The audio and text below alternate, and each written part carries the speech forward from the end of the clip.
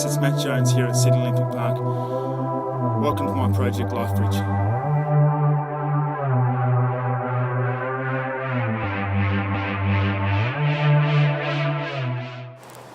It's late, it's dark, it's cold. Soon it will be raining, and I'm out training again. I'm training for 10 sub-marathons, each of 24 kilometres, that I'll be running in 10 cities across 10 countries in 1 month. I'm going to start on the 10th of October, and I'll answer 5 questions now to explain why. And then I'm going to ask for your help. But first, I want you to come on a journey with me. Behind me is a bridge, and this journey is about building bridges. We're going to a small island, 34 miles at sea, off Papua New Guinea. Bagabag, surrounded by ocean, it is one of the most beautiful places I have ever been. Like the rest of Papua New Guinea, it is unspoiled and wild. This is a country of richness, of amazing diversity. But beneath the surface, everything is not as it appears.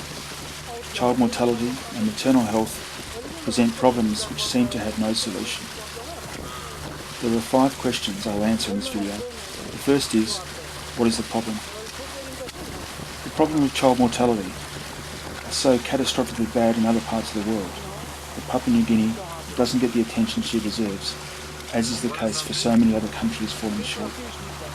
In 2000, the United Nations agreed to 8 Millennium Development Goals to tackle extreme poverty. Millennium Development Goal 4 relates to child mortality, and we are falling short. So here is the answer to my second question. What is the solution? There is no silver bullet. Paul Pollock, author of the book Out of Poverty, What Works When Traditional Approaches Fail, offers 12 practical steps to solving problems.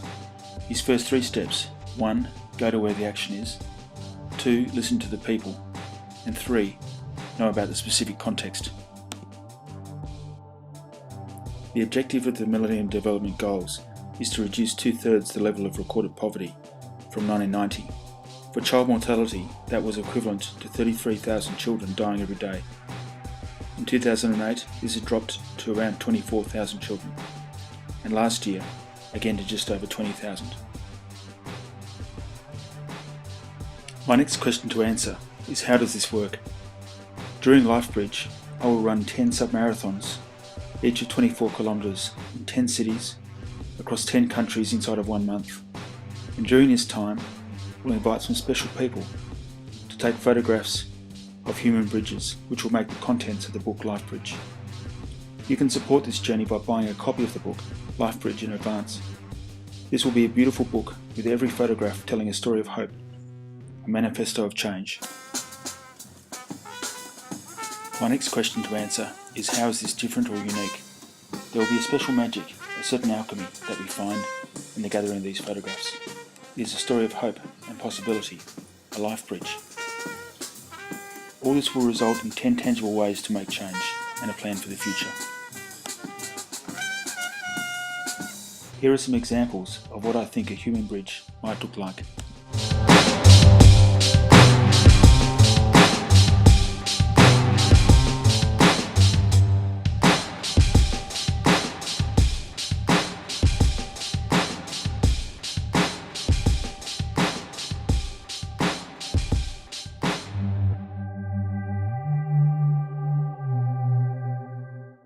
My final question to answer is, what is the vision for the future?